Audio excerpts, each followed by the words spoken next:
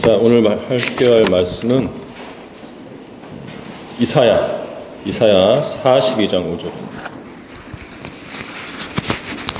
이사야 42장 5절 같이 보도록 하겠습니다.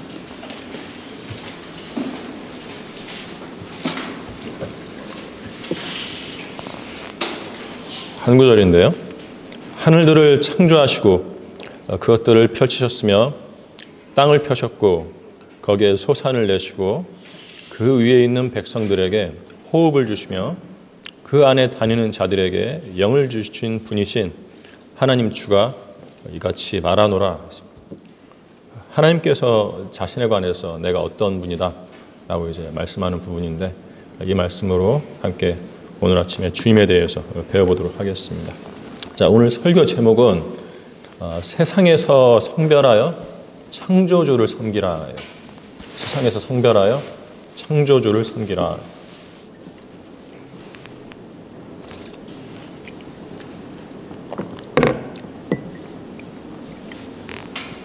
초림 때 지상에 오신 예수님께서는 요한복음 17장 3절에서 영생은 이것이니 곧 사람들이 유일하고 참 하나님이신 아버지와 아버지께서 보내신 예수 그리스도를 아는 것입니다 라고 말씀하셨어요. 그러니까 아버지를 알아야 하고, 그리고 아버지께서 보내신 예수 그리스도를 알아야 한다는 거죠. 그러니까 예수님이 어떤 분이신가, 그걸 아는 게 중요한 거예요. 예수님은 인간 예수가 아니라, 자유주의자들이 말하듯이 인간 예수가 아니라 아버지 하나님께서 세상에 보내신 그분의 아들이신 거죠. 아버지도 알아야 하고 예수님도 알면 영생에 이룰 수 있다라고 말씀하신 거예요. 자, 주님의 이 기도를 보면 인간이 영생을 얻는 데 중심 역할을 하시는 하나님, 곧 아버지 하나님을 아는 것이 너무도 중요하다는 점을 알 수가 있는데요. 갈라디아서 1장 4, 5절에서는 주께서는 우리의 죄들로 인하여 자신을 주셨으니 이는 하나님 곧 우리 아버지의 뜻에 따라 이 악한 현 세상에서 우리를 구원하시려 함이라. 그분께 영광이 영원 무궁토록 있을지어다. 아멘이라고 말씀하고 있습니다. 아버지 하나님 너무 중요한 분이세요. 예수님께서는 나를 본 자는 아버지를 보았다고 말씀하셨잖아요. 예수님께서 우리의 죄들로 인하여 자신을 내어주신 데는 하나님 곧 우리 아버지의 뜻이 작용한 것이었어요. 우리를 예수 그리스도를 통해 이 악한 현 세상에서 구원하신 그 일로 인하여 아버지 하나님께 영원한 영광을 돌려드리고 있는 것입니다. 하나님에 관한 기본 진리는 늘 우리 안에 확고히 자리하고 있어야 돼요. 오늘 우리가 이사야 42장 5절을 통해서 살펴보려고 하는 진리는 하늘과 땅과 사람 그리고 그것들을 지으신 하나님이라는 매우 기본적이고 평범한 진리에서 시작됩니다. 오늘 본문은 하늘들을 창조하시고 그것들을 펼치셨으며 땅을 펴셨고 거기에서 소산을 내시고 그 위에 있는 백성들에게 호흡을 주시며 그 안에 다니는 자들에게 영을 주신 분이신 하나님 주가 이같이 말하노라고 말씀하고 있어요. 본문에 하나님께서 그분이 지으신 가장 기본적인 것들을 통해 오늘 우리에게 무엇이라고 말씀하시는지 귀를 기울여 보기 바랍니다. 성경의 위대하고 다양한 진리들은 우리가 너무나 잘 알고 있다고 생각하는 위대하고 평범한 진리, 곧 창조주에 관한 진리에서 솟아나는 거예요. 세상에서 성별하여 창조주를 섬기라. 첫째로 하나님께서는 하늘들을 창조하시고 그것들을 펼치신 분입니다.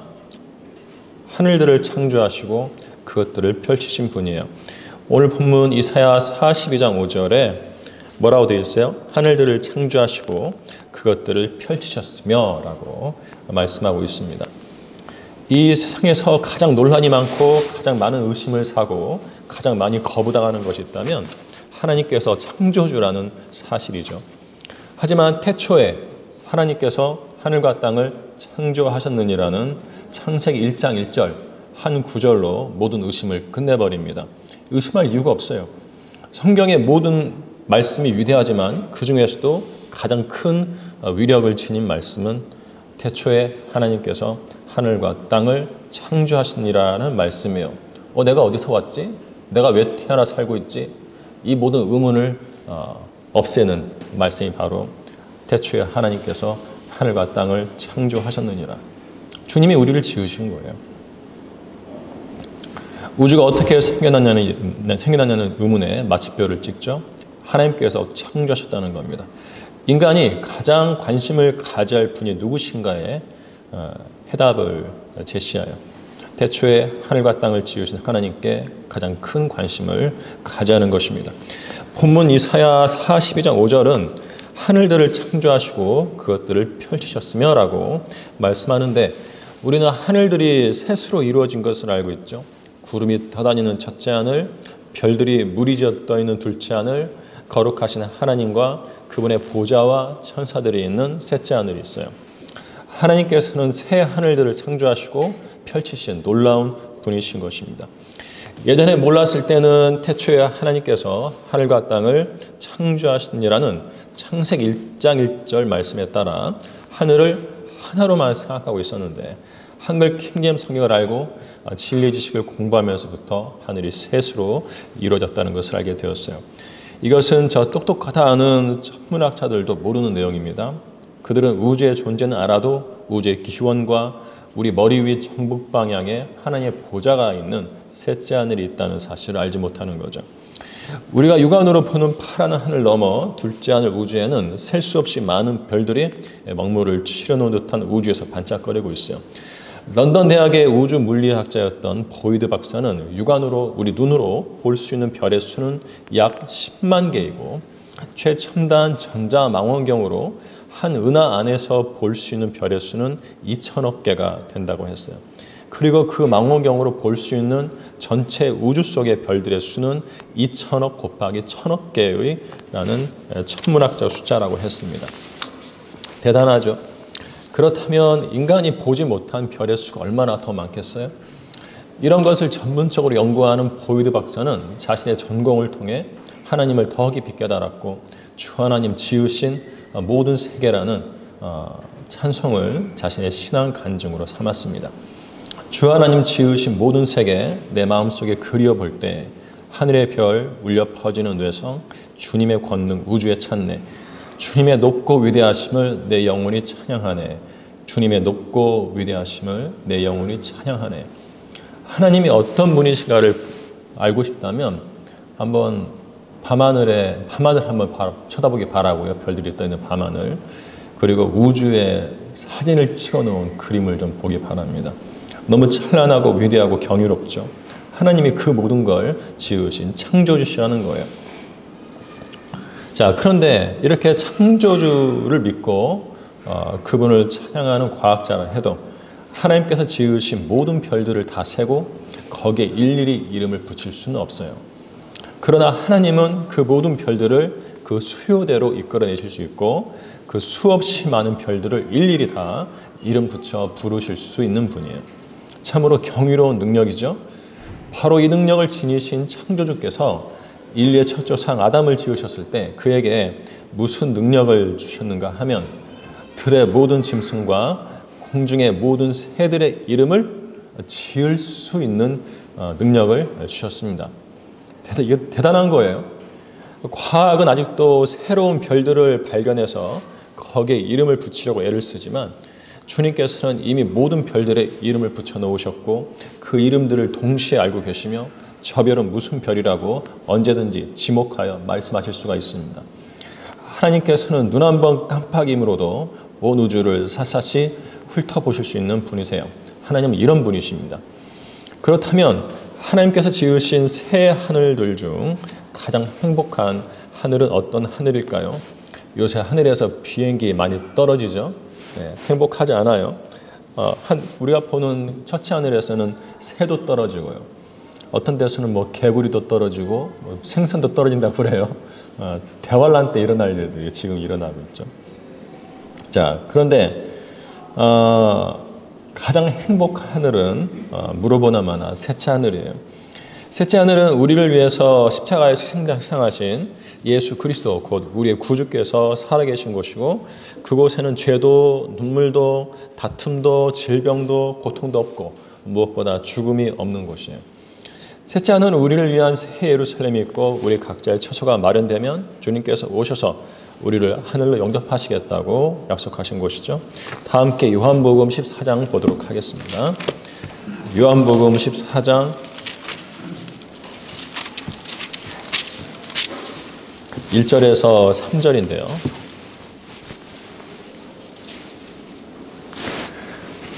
너희는 마음에 근심하지 말라. 너희가 하나님을 믿으니 또한 나를 믿으라. 내 아버지 집에는 많은 저택들이 있느니라. 그렇지 아니하면 내가 너희에게 말하였으리라. 나는 너희를 위하여 처소를 마련하러 가노라. 내가 가서 너희를 위하여 처소를 마련하면 다시 와서 너희를 내게로 영접하여 휴거죠. 휴거시키신다는 거예요. 내가 있는 그곳에 너희도 있게 하리라. 이렇게 말씀하셨어요. 예수님이 가신 목적은 일단은 우리를 위해서 집을 지으려고 가셨다는 거죠. 다 지으면 오셔서 우리를 데려가시겠다라고 말씀하셨어요. 휴거 때 우리는 그곳에 가게 되는데, 자, 셋째 아들은요, 우리가 그곳에 가면 아버지 하나님께서 예수 그리스도께 주신 영광을 우리 눈으로 직접 볼 수 있는 곳이에요. 자, 요한복음 17장 24절 볼까요? 요한복음 17장 24절. 주님께서 지상에 계실 때 기도하신 내용인데, 아버지시여 내가 바라오니 아버지께서 내게 주신 그들도 내가 있는 곳에 나와 함께 있게 하셔서 그들로 아버지께서 내게 주신 나의 영광을 보게 하셔서, 예수님만의 영광이 있는 거예요. 아버지께서 예수님께 주신 영광을 보게 하셔서, 이런 아버지께서 세상의 기초가 놓이기 전부터 나를 사랑하셨기 때문이옵니다. 초림 때는 인간으로 육신으로 오셨지만 지금은 하나님으로 계시는 거예요. 예수님은 빛이세요. 요한복음 1장 가봐요. 요한복음 1장 가보면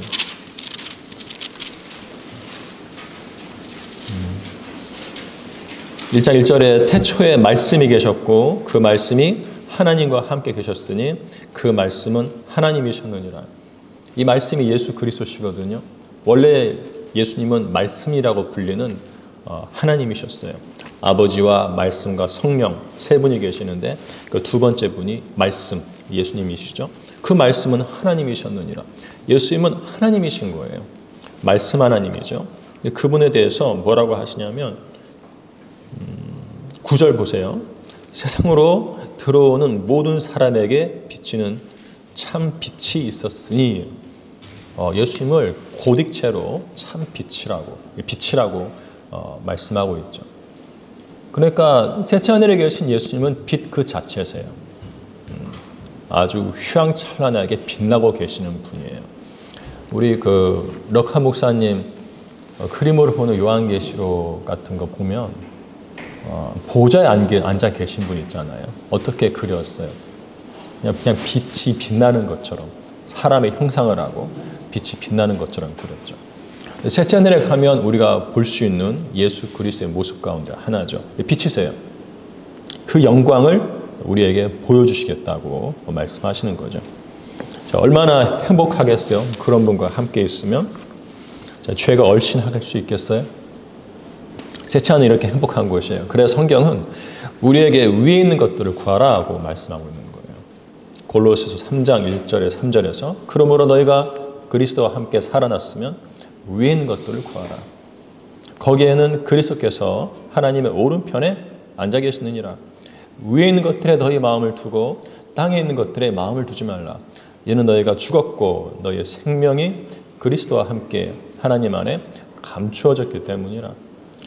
우리가 그리스도와 함께 살아났으면 위에 있는 것들을 구하라는 거예요. 예수님이 부활하실 때 우리도 함께 부활했다. 그분의 죽음, 그분의 묻히심, 그분의 부활하심에 우리가 동참했다는 거죠. 그분의 죽음과 장사되심, 부활이 다 우리 것이 된 거예요. 우리가. 그래서 이렇게 주님과 함께 살아났으면 위에 있는 것들을 구하라고 그랬는데, 한번 에베소서 볼까요? 에베소 2장에 가면 2장 5절 한번 보세요. 주님과 함께 우리가 살아났다는 게 무슨 뜻인지 2장 5절 6절에 죄들 가운데서 죽었던 우리를 그리스도와 함께 살리셨으니 너희가 은혜로 구원을 받은 것이니라 또 함께 일으키사 함께 부활시키셨다는 거죠. 그리스도 예수 안에서 천상에 함께 앉히셨으니 우린 지금 예수님과 함께 천상에 함께 앉아 있는 거예요. 특히 죄들 가운데 죽었던 건 우리의 영이죠. 우리의 영을 주님께서 함께 그리스도와 함께 살리셨다라는 거예요.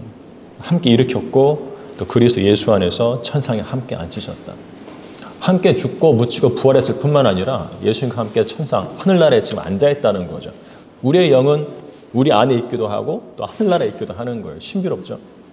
초자연적이죠. 우린 그런 사람들이에요. 이렇게 우리 영이 그리스도와 함께 천상에 함께 앉혀졌기 때문에 골로새서에서 너희가 그리스도와 함께 살아났으면 위에 있는 것들을 구하라고 말씀하고 있어요. 우리는 하늘의 시민들이에요. 위에 있는 것들을 구해야 돼요. 땅에 있는 것들에 마음을 두지 말라고 말씀하고 있어요.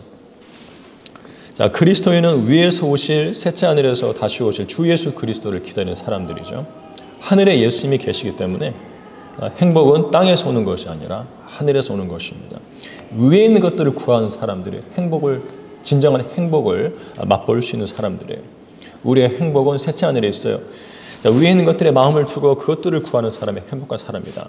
하늘을 바라보아야 할 그리스도인이 잠시라도 세상에 속한 육신의 일들에 관심을 둔다는 건 매우 수치스러운 일이죠. 또한 우리가 위에 있는 것들에 관심을 둘 수밖에 없는 이유는 우리의 시민권이 하늘에 있기 때문인데 빌립보서 3장 20절 21절에 우리의 시민권은 하늘에 있으므로 우리가 그곳으로부터 오실 구주이신 주 예수 그리스도를 기다리고 있으니 그가 만물을 자신에게 복종시키는 그 능력의 역사로 인하여 우리의 천한 몸을 그분의 영광스러운 몸같이 변모시키시라 말씀하고 있어요. 세상 사람들은 땅에서 올라올 멸망의 아들을 기다리잖아요. 우리는 셋째 하늘에서 다시 오실 하나님의 아들 예수 그리스도를 기다려요. 세상이 기다리는 대상과 우리가 기다리는 대상은 달라요. 우리는 위에서 오시는 분을 기다리고 있어요. 자, 우리의 시민권이 하늘에 있기 때문이죠. 그래서 우리는 그곳에서 오실 우리의 구주, 우리의 왕을 기다리고 있는 거예요. 주님께서 다시 오시면 만물을 자신에게 복종시키는 그 능력의 역사로 인하여 우리의 천한 몸을 그분의 영광스러운 몸같이 변모시키실 것이기 때문에 그날을 기다리는 그리스도인은 위에 있는 것들에 마음을 두고 주님께서 다시 오실 하늘을 바라보면서 사는 거예요. 세상에서 성별하여 창조주를 섬기라. 둘째로 하나님께서는 땅을 펴셨고 거기에서 소산을 내신 분이십니다. 오늘 본문 이사야 42장 5절을 다시 볼까요?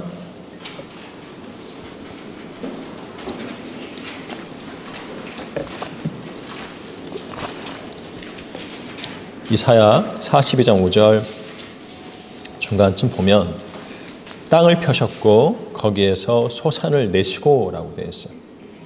그런 분이 말하노라는 거죠. 하나님께서는 하늘뿐 아니라 땅도 창조하셨어요. 그러니까 42장 5절의 첫 번째 부분은 하나님을 하늘들을 창조하신 분으로 이야기하고 있고 그 다음 내용은 이제는 땅을 펴신 분으로 땅을 펴셨을 뿐만 아니라 거기에 소산을 내시고 식물들을 자라게 하신 분이죠. 땅은 하늘만큼이나 나이가 오래되었다는 걸 알고 있어요. 자, 태초에 하나님께서 하늘과 땅을 창조하셨잖아요. 하늘만 지으신 것이 아니라 땅도 지으셨다는 거죠.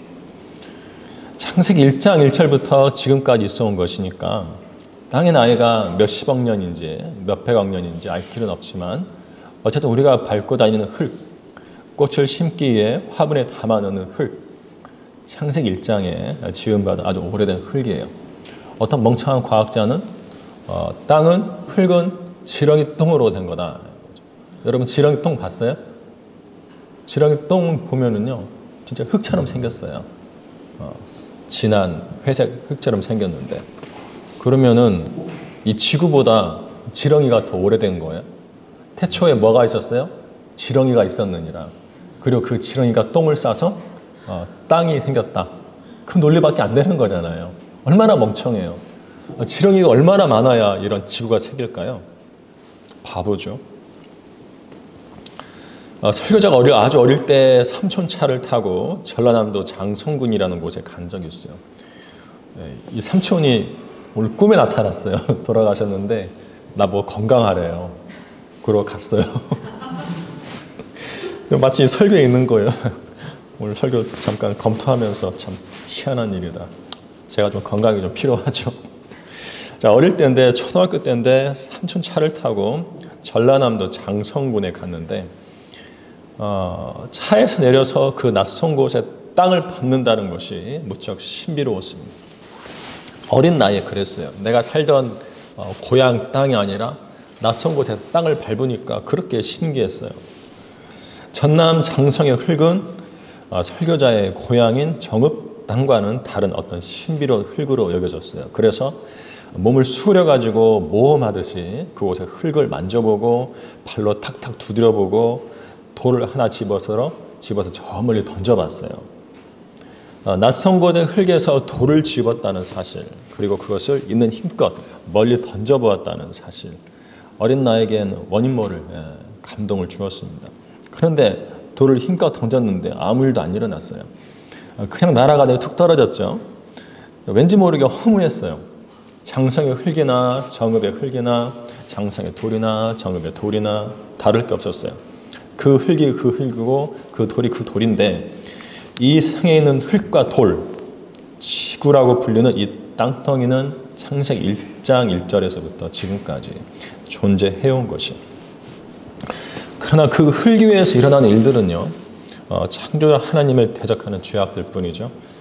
이 세상은 흙 위에서 벌어지는 죄들로 몸살을 앓고 있는 건데, 어떤 작가는 이랬어요. 흙을 생각하면 흙 하게 된다. 흐느낀다는 거죠.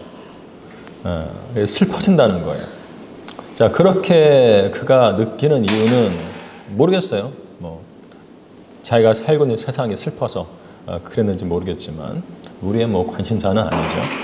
자, 우리 그리스도인들도 흙을 생각하면 흐느낄 수 있습니다. 왜? 그 이유는 우주라는 광활한 허공에 떠있는 거대한 흙덩이 지구가 언젠가 불로 태워질 것이기 때문이죠. 불로 태워져서 사라지죠. 베드로후서 3장에 나오죠. 말하자면 우리가 현재 살고 있는 하늘과 땅은 영원하지 않아요. 훗날 죄로 인해 완전히 불태워져서 흔적도 없이 사라질 것입니다. 이와 같이 절망적인 세상에서 점없고 흠없이 평강 가운데서 주님께 발견되려면 죄를 짓지 말아야죠. 죄를 지으면 마음에 평안이 없어요. 사라집니다. 왜 나는 불안한가? 나는 왜 이렇게 걱정이 많은가? 나는 왜 이렇게 지겨운가? 죄 지어서 그래요. 죄를 안 짓고 성령님으로 충만하면 평안하죠. 기쁘고 주님 한 분으로 만족하고. 죄에 대해서도 너무나 자주 들어서 죄에 관한 말씀이 그저 평범하게 여겨지고요. 죄의 심각성에 대해 무뎌져 버린 마음들이 있어요. 그런 마음들은 작은 죄를 가볍게 보는 경향이 있는데, 그렇다면 작은 죄가 얼마나 치명적인지 쥐덫을 예로 들어서 설명해 볼게요. 쥐덫으로 쥐를 잡기 위해 필요한 미끼는 이만한 치즈 하나만 돼요. 작은 치즈 조각 하나면 됩니다. 손가락 마디만한 거면 되는데 그런 치즈로는 샌드위치 한 입도 못 만들죠. 그러나 그 정도 미끼면 토끼만한 쥐도 잡을 수 있어요. 쥐에게 치즈를 먹이는데 내가 쥐에게 치즈를 먹여서 쥐를 사육해야겠다. 그런 게 아니잖아요. 쥐를 유혹하겠다는 거잖아요. 덫으로 유인해서 잡아서 죽이는 데 목적이 있기 때문에 자그마한 치즈 조각 하나면 되는 거예요. 쥐가 덫으로 다가올 때 그 눈에 들어오는 건 작은 치즈 조각뿐이죠. 작은 미끼 하나 때문에 덫에 기어 들어왔을 때는 너무 늦어버린 거죠. 덫에 걸려든 겁니다. 사탄이 우리를 그의 통제 아래 넣는 데는 큰 죄가 필요 없어요. 작은 치즈 조각 같은 죄 하나면 우리를 집어삼켜버리기가 충분합니다. 죄 하나 지어보세요. 다른 데 또 짓습니다. 눈덩이처럼 불어나는 거죠. 예, 눈덩이가 굴러 내려오는데 처음부터 이만한 상태로 굴러 내려왔겠어요. 이만했던 게 구르다 보니까 막 커지는 거 아니겠어요. 죄도 마찬가지예요. 죄를 짓고 그걸 그대로 방치해두면 다른 죄가 들러붙게 되어 있습니다. 작은 죄 조심해야 돼요. 작은 미움, 작은 시기, 작은 불평, 작은 교만, 세상을 조금 즐겨보는 것, 이 모든 것이 우리를 마귀의 덫에 걸려들게 하는 치명성을 띠는 거예요. 거듭난 그리스도인은 어지간하면 큰 죄는 짓지 않습니다. 작은 죄를 잘 짓죠. 세상 음악, 세상 문학, 물론 학습을 위해서 선생님들 감독하에 공부해보는 건 괜찮겠지만 아직 믿음도 제대로 형성되지 않은 어린 학생들이 혼자 도서관 기웃거리면서 혹시 잘못 놓여있을 책에 접근하게 되면 큰일 나게 되죠. 옛날에는 좀 질이 안 좋은 책들이 있었어요. 우리 도서관에. 지금 다 제거했는지 모르겠지만은. 자, 그런 책들에 접근을 해서 몰래 도서관 불 안 켜고 어두운 곳에서 펼쳐 읽으면 어떻게 되겠어요?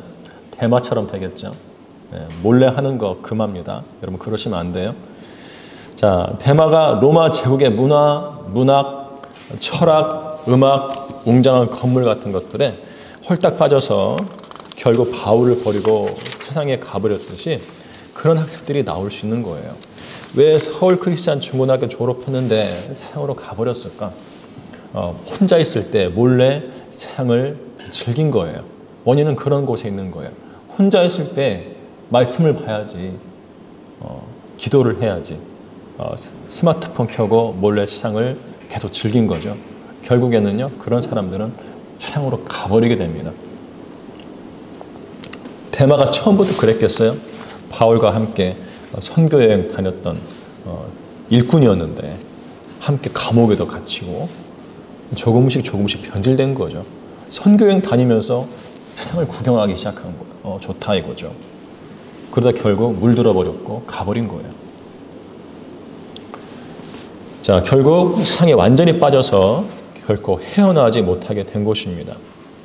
세상이 어떤 곳인지 알기 위해서 간접 경험으로 학습을 하는 건 전혀 문제가 안 되는데 세상을 알아야 세상을 효과적으로 대적할 수 있죠. 그러나 세상에 대한 학습을 넘어서 그것에 개인적으로 관심을 가진다면 문제는 거기서 발생하기 시작하는 거예요. 학습이냐 관심이냐 이것이 문제인 거죠. 단순한 학습으로 끝나면 괜찮지만 도가 지나쳐서 세상에 대한 관심으로 이어지고 세상에 대한 사랑으로 결말이 나면 그 사람은 그리스도인으로서는 끝장이 나고 마는 겁니다.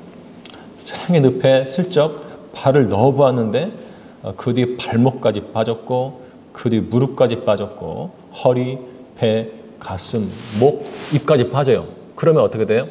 코까지 들어가서 지식에 죽어버리는 거죠. 그게 늪이에요. 늪. 세상의 늪. 작은 여우가 포도원 전체를 망쳐버린다는 점 알아야죠. 작은 죄를 심각하게 생각하지 않다가 세상을 조금 즐겨보는 것을 심각하지 않게 생각하다가는 마귀에게 완전히 지배당하고 맙니다. 조심하시기 바랍니다. 세상에서 성별하여 창조주를 섬기라. 마지막으로 하나님께서는 땅 위에 있는 백성들에게 호흡을 주시고 영을 주신 분인데 우리 이사야 42장 5절 펼쳐서 나머지 부분 읽어보도록 하겠습니다.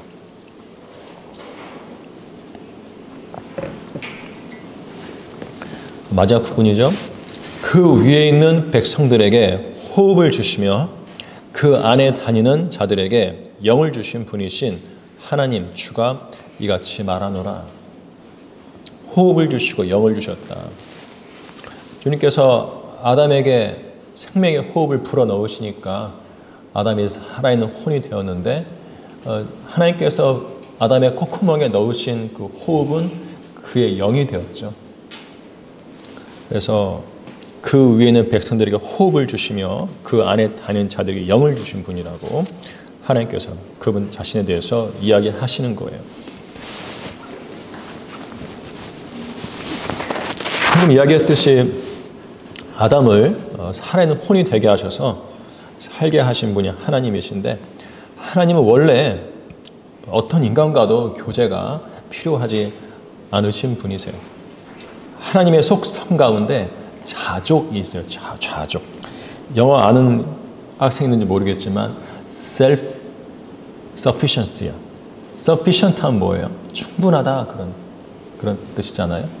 self, 자기 자신으로 충분하다는 뜻이에요. 그러니까 하나님은 하나님 자신으로서 존재하는 것만으로도 충분히 만족할 수 있는 분이라는 거예요. 다른 필요한 게 없다는 거예요. 자, 그분 자체로 스스로 만족하시고 아무것도 필요한 것이 없는 분인데 우주 전체가 오늘 폭발해 버린다 해도 그것은 하나님께 아무런 영향도 주지 못해요. 아버지와 말씀과 성령 이 세 분 사이에 완벽한 조화와 교제가 있기 때문에 하나님께서는 스스로 만족하시며 영원히 사실 수 있는 분이세요. 하지만 오늘 말씀처럼 하늘들과 땅과 사람을 창조하셨어요.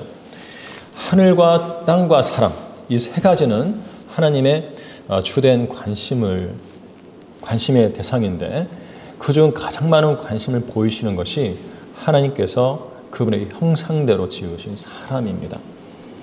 하나님은 그분께서 지으신 사람과 교제하시기 위해 보좌에서 내려와서 에덴 동산을 거닐기도 하셨죠. 하나님께서 사람에게 친히 찾아오셔서 함께 거닐면서 교제하셨다는 사실. 하나님과 사람의 관계는 남다른 관계라는 거예요. 주님께서 사람을 얼마나 사랑하고 아끼셨기에 그렇게 좋아서 직접 내려와서 사람과 함께 거닐며 이야기하면서 교제하셨는가. 그런데 사람은 어때요? 자신을 지으신 창조주께 관심을 가지는 사람이 몇 명이나 될까요? 80억 세계 인구 가운데. 말하자면 우리는 창조주의 슬픔을 알아야 한다는 거예요. 자신의 형상대로 지으신 사람들이 자기를 지으신 분을 모른 채 죄 가운데 살면서 하나님을 대적하고 심지어 하나님을 욕하기까지 하면서 지옥으로 멸망을 향해 들어가고 있는 현실이 하나님께는 인간이 도저히 측량할 수 없는 슬픔으로 다가왔다는 거죠. 최초의 인류인 아담과 에덴 동산에서 교제하시면서 느끼셨던 기쁨만큼이나 큰 슬픔이 하나님의 마음을 적셨던 거예요. 그래서 사람을 찾아오신 분이 계시는데 예수 그리스도죠. 예수 그리스도께서 사람을 찾아 이 땅에 내려오신 것이고 사람들의 죄 문제를 십자가에서 친히 처리해 버리시고 하나님께서 사람들에게 화해의 손길을 내미신 거예요. 사람을 처음 창조하셨을 때의 기쁨과 화목한 관계를 회복하시려고 십자가로 화해의 손길을 먼저 내미셨다는 사실을 우리는 기억해야 하는 겁니다. 아담에게 찾아오신 하나님께서 초림 때 인류에게 찾아오셨죠. 바로 그분이 예수 그리스도예요. 아담의 타락으로 영이 죽게 되자 예수 그리스도께서 오셔서 우리를 위해 십자가에서 피 흘려 죽으셨고 예수님께서 승천하신 뒤로는 성령님께서 임무 교대를 하셔서 내려오셨다는 것입니다. 성령님은 예수 그리스도를 구주로 믿고 영접하는 사람에게 들어가셔서 그의 혼을 죄의 몸에서 분리시키신과 동시에 그 죄인의 죽은 영을 다시 살려주셨죠. 여러분 영 살아났어요? 다 죽어있나? 살아났죠. 자, 이제는 이 영이 하나님의 말씀을 먹고 또 기도함으로써 강건하게 성장해야 한다. 거듭난 것만으로는 충분하지 않아요. 아직 아기 상태이기 때문에 먹어서 성장해야 돼요. 기껏 살려놨더니 대마처럼 세상을 사랑해서 마귀가 그 영 안으로 들어가서 그 사람을 점유해버리고 세상을 사랑하는 마귀의 종으로 살게 되어서는 안 되는 것입니다. 하나님과 세상을 구분하지 못하면 결국 세상을 사랑하게 되어 있어요. 하나님을 사랑하고 세상을 사랑하지 말라고 누누이 강조해서 말씀하시는데도 결국 세상을 사랑하는 사람들이 있는 거예요. 그 양심이 세상에 대해 무뎌져서 세상에 있는 것들을 아무렇지도 않게 수용하고 거기에 파묻혀 살기 때문에 대마 같은 사람들이 나오게 되는 것입니다. 이것은 그리스도인 학생 자신이 정신을 차리고 새겨들어서 실행해야 할 문제이지 누가 대신해서 살아줄 수는 없는 문제예요. 하늘들과 땅과 사람을 지으신 하나님께서는 하늘들 아래에서 그리고 땅 위에서 하나님을 제대로 믿고 섬기는 성별된 그리스도인들이 자라기를 바라고 계시는 거예요. 자, 이 마지막 때에는 그리스도인들이 사도 바울의 때와 달리 세상에서 보고 들을 수 있는 것들이 너무나 많아서 큰 문제예요. 스마트폰 그리고 인터넷에서 우리의 믿음이 살해 당하고 있는 것입니다. 개구리가 서서히 온도가 올라가는 끓는 물에 삶아져 죽는 것처럼 처음에는 찬물에 넣어지잖아요. 조금씩 물이 데워지는데요. 따뜻하다 뜨뜻하다 하고 있을 때 그는 서서히 삶아지고 있는 거죠. 살이 익어가고 있는 거예요. 피가 굳어가고 있는 거예요. 이처럼 그리스도인도 자신을 온통 둘러싸고 있는 세상 문화에 자기도 몰래 젖어들어서 믿음이 파괴되고 있는 것입니다. 그리스도인이 믿음으로 세상을 향유해야 한다는 말을 입버릇처럼 달고 다니던 한 집사가 있었어요. 알고 있는 분도 있을 수 있는데 그 집사는 과거에 금강프라자 방화동에 있을 때 6층 북카페에서 소파에 앉아가지고 우리 주일학교 초등학생들과 함께 스마트폰으로 게임을 하던 집사였어요. 대단한 믿음이죠. 부자예요. 돈을 사랑하고 자기 재산 자랑하고 노래방도 들락거리고요. 믿음으로 해봐 하면서 청년 하나를 데려다가 노래를 막 시키니까 그 청년은 못하겠다고 그늘 주셨어요. 결국 교회에서 문제를 일으켜서 세상으로 가고 말았습니다. 자, 믿음이면 다 된다. 이 말에 속으면 안 돼요. 믿음으로 해서는 안 되는 일들이 있어요. 세상을 사랑하는 것, 돈을 사랑하는 것. 믿음으로 되는 게 아니에요. 자, 우리의 창조주께서는 우리가 눈으로 보는 것과 같은 세상을 짓지 않으셨습니다. 이 현 세상은 마귀에게 넘겨져서 마귀의 다스림을 받는 악한 세상에 지나지 않아요. 그 안에 있는 모든 것이 하나님과 아무런 관계도 없어요. 믿음은 세상과 마귀를 대적해서 싸우는데 사용해야 됩니다. 이 세상으로부터 온전히 선별하는 믿음을 배울 때 참된 그리스도인으로서 성장할 수 있어요.